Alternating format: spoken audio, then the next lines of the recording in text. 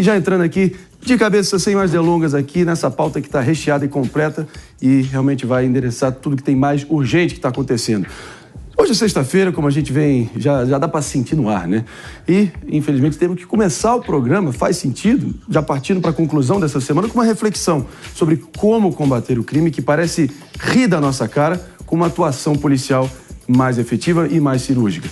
Fica aquela pergunta, né? Será que os criminosos estão cada vez mais ousados? Parece que isso aí está escancarado e flagrante. Mas me diz você, David de Tarso, a gente, na verdade, antes de falar da situação que aconteceu em Presidente Prudente, a sua querida Presidente Prudente, vamos falar, por que não, do caso da apreensão de vários fuzis, 600 fuzis no nosso amado e armado Rio de Janeiro. Conta essa história pra gente.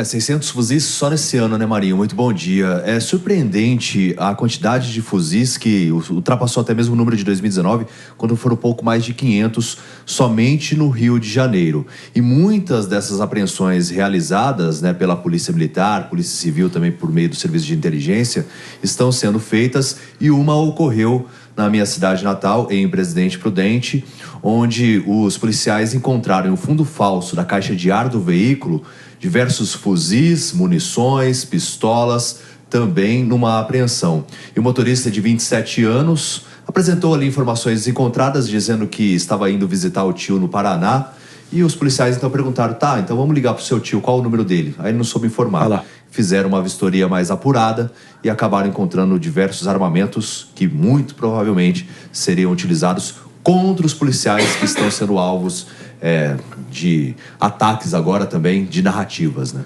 Na medida que a gente vai se acostumando cada vez mais com cenas como essa, o brasileiro também vai perdendo a capacidade de se indignar, mas só para não me deixar exagerar aqui na conta, meu caro delegado Palumbo, 600 fuzis, na boa.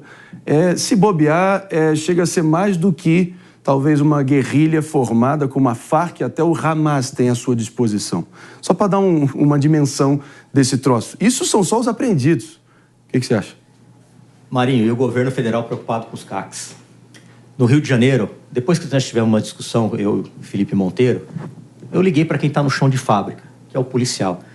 Liguei para o deputado Sargento Portugal, falei, como está aí, na prática, a DPF 635? Falou, não se faz operação sem avisar antes. Ou seja, nós não pegamos absolutamente nada.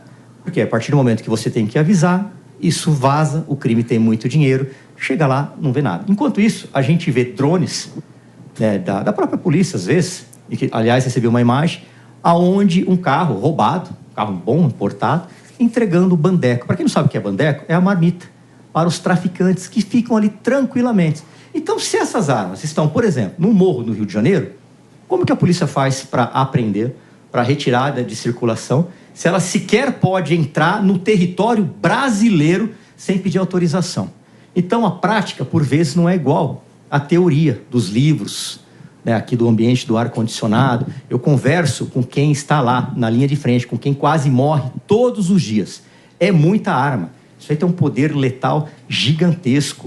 Eu acho que eu vi ali, salvo engano, um AK-47 de fabricação russa. Sim, é uma arma extremamente letal, poderosa. Ela dificilmente falha, pode cair na areia. É uma arma excelente. Diferente de umas que a gente tem aqui, produzido pela indústria nacional. Então, a gente tem que cuidar disso. A gente não pode pedir à polícia de entrar em lugar nenhum, exceto naqueles casos que a Constituição proíbe. Por exemplo, a gente não pode entrar na casa de ninguém, salvo em flagrante delito, não pode cumprir mandado à noite, tem as regras já. Agora, impedir a polícia de subir um morro, avisar quem está no gabinete, quem está no ar-condicionado, quem não tem a mínima noção do que é uma troca de tiro. E eu posso dizer para vocês, sim, eu já participei de algumas, é indigesto. Pepe, meu querido, falando aqui do nosso amado e armado Rio de Janeiro, que a gente conhece talvez um pouco mais, acho que o Brasil de fato conheceu mais próximo ali das entranhas do crime no Rio de Janeiro, com o famoso, a saga Tropa de Elite ali do Zé Padilha, que deu ali um retrato, tudo bem que fictício, mas muito próximo da realidade em si, que chega a ser muito pior. O Rio de Janeiro, para mim, é o epicentro dessa guerra civil não declarada que venho comentando aqui no programa. Você concorda? Não, certamente. Rio de Janeiro, na minha opinião, é o estado com o maior problema relacionado à questão de tráfico de drogas, questão de milícias, né? E é o estado que as armas, né, são abastecidas de forma clandestina e ilegal, não é? Agora, é errado você querer colocar somente na questão clandestina, na questão do tráfico de armas, né, o acesso de traficantes a armas, né? A gente sabe, por exemplo, sem que faz juízo de valor, né, que o governo anterior, né, quando abriu a possibilidade de CAC, né, comprar fuzil, também conseguiu aumentar a quantidade de munições para o tráfico de drogas e para também a organização criminosa em geral. Então, o acesso a armas por parte do tráfico tem várias vertentes e várias acepções, não é? Por exemplo, os Estados Unidos, lá nos Estados Unidos, o cidadão comum pode ter acesso a armas. O Paraguai, aqui do lado, consegue importar arma importar arma dos Estados Unidos de forma legal. E a fronteira do Paraguai com o Brasil, por exemplo, muitas vezes falha na fiscalização, não é?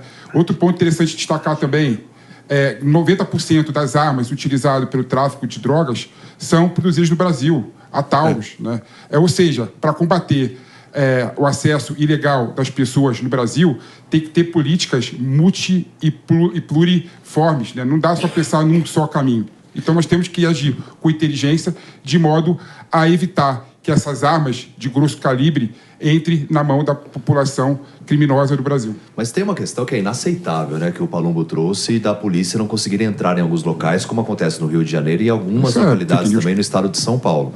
Até uma imagem que está circulando nas redes sociais mostra uma viatura da Polícia Civil do Rio de Janeiro que estava ali entrando numa rua e não conseguiu acessar o local porque foi alertada por moradores dizendo: olha, volta, que aí é do crime organizado. Então, eles retornaram com a viatura e deram meia volta e foram embora. Se você me permite defender esses policiais, o bandido, ele fica atrás de barricadas. E não dá para você ir com um carro que não é blindado, como esse carro que apareceu aí, com 2 polícias de fuzil. Porque provavelmente você vai tomar uma saraivada de bala e vai morrer. Não estou condenando os policiais, mas é assim, inadmissível quanto estrutura. Eu tenho certeza que na internet estão falando, o policial arregou. Não é assim. Aí você tem que planejar uma operação e subir, mas sem avisar ninguém, exceto os policiais que ali estão. Nós teremos aqui o próprio secretário de Segurança de São Paulo, Guilherme Derrite, mais tarde aqui no nosso programa. E essa é uma questão que acho que é mais do que importante, mais do que relevante, necessário a gente falar sobre talvez o limite de estresse e pressão psicológica no meio desse contexto todo dessa guerra civil não declarada que a gente está vivendo nas forças policiais. Mas eu quero ouvir também Jéssica Peixoto nesse contexto todo e esse carregamento aí, porque, pelo amor de Deus, 600 fuzis dava para fazer 3 filmes do Rambo só com esse carregamento aí.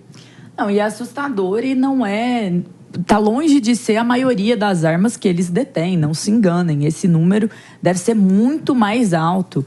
Um levantamento recente da Secretaria de Segurança do Rio de Janeiro coloca que o número de armas que a polícia consegue apreender são menos de 2%. Então, eles estão muito bem armados. Sim. E aí vem essa questão da segurança do policial e da questão da saúde mental do policial, que a gente tanto tem falado aqui. Eles sabem que o lado com quem eles lutam, contra quem eles lutam, o lado que eles defendem a população, de fato, ser alvejada, ele está muito bem armado. Ele tem armas de qualidade. Ele tem, muitas vezes, colete à prova de balas de qualidade. Então, fica uma sensação em determinados locais do Brasil, e o Palumbo pode até falar mais sobre isso, que o crime está muito mais bem armado, que o crime está com materiais de última geração, quanto a nossa polícia, para nos defender, não está. Então, todos os dias que esses policiais saem de casa, eles saem com medo de morrer e nunca mais voltar para a família. Imagine todo dia você ser um policial no Rio de Janeiro e sair de casa pensando no que vai enfrentar o crime organizado do Rio de Janeiro. O crime organizado de Presidente Prudente com seus fuzis, que seu filho está indo para a escola e que ele pode ser ameaçado, que a sua família sofre ameaças de morte. Então, é de fato uma situação em que a lógica deles, a dor deles, a saúde mental deles, ainda mais com os péssimos salários, vai para o buraco. E, Jess, a diferença da polícia e do bandido. O bandido, ele atira de qualquer jeito, não está nem aí se está num monte de gente. A polícia não, a polícia tem que pensar 10 vezes antes de atirar. Você me permite, Paloma, a gente seguir adiante aqui, trazer mais uma história aqui para deixar escancarar o nível de atrevimento, de ousadia dessas facções criminosas, dessa vez no interior de São Paulo, tá, pessoal? No caso em que traficantes tentaram enganar a fiscalização, colocando 3 toneladas de cocaína numa carga de ração animal. Sempre ali um repositório, ali uma forma de tentar esconder ali as drogas, sempre cada vez mais criativa. Mas, pelo visto, pelo visto, dessa vez se deram bem mal. David Tarso. Exatamente, eles fazem isso justamente porque os cães, normalmente que são utilizados para descobrir essas cargas de cocaína, eles conseguem farejar. E essa ocorrência foi pertinho ali de Presidente Prudente, onde houve apreensão de fuzis, né? Mais especificamente em Assis, na rodovia Raposo Tavares, que é um importante acesso também da rota do tráfico, porque tanto no Mato Grosso do Sul como também do Paraná, vem esse contrabando, esse tráfico de drogas, e os policiais, então, acabam tendo uma intensificação nas operações e descobrindo as cargas. E nessa, eles conseguiram ter efetividade, apreendendo mais de 3 toneladas de cocaína em Assis, no interior de São Paulo. Caixa de abacaxi, isopor, com melancia, agora ali com embalagem de ração animal. Palumbo, como é que você viu essa? Olha, a gente tem que parabenizar a polícia que trabalha com esses cães. O olfato do cão é 40 vezes mais aguçado do que do ser humano. Eu já participei de operações com cães farejadores e é impressionante a capacidade desses animais de acharem entorpecente. Aliás, fiz até uma indicação para o ministro da Justiça, na época que estava tendo muitas fugas, inclusive em presídios federais, para se utilizar cães, porque o cão, ele acorda a qualquer momento, ele não tem hora extra, ele é muito mais barato do que um agente, ele não vai entrar na justiça, ele não vai reclamar do trabalho, ele não vai reclamar de nada. Ele precisa de uma boa ração e um bom veterinário e, com certeza, ia evitar aquela fuga que nós tivemos naquele presídio de segurança máxima, seria evitado. Mas não sei por que razão, que é muito mais barato do que um agente público. Claro que a gente precisa do policial penal para ficar com esse cão, para treinar, para cuidar, mas ele é muito mais barato e ele é extremamente eficiente. A Polícia Penal de São Paulo também possui cães farejadores, faz um trabalho brilhante. A gente tem que elogiar aí a Polícia Penal que trabalha com esses cães, em especial também a Polícia Militar que trabalha com esses cães farejadores. Assina embaixo, Pepe? Claro, qualquer tipo de ferramenta que você usa para evitar, né, que a cocaína chegue na população, no usuário, é bem-vinda. Eu vejo com bons olhos. Usar o cães, por exemplo, como o Palumbo falou aqui, que tem o faro 40 vezes mais potente, né, que o humano, é uma política de inteligência e uma política eficiente. Então, deve ser aplaudido, sim. Não é? Então, concordo com o Palumbo nesse aspecto. Nesse aspecto, concordo com Ele deve estar febril hoje. Ele está quieto e não está brigando. Tá não. Febril estava ontem.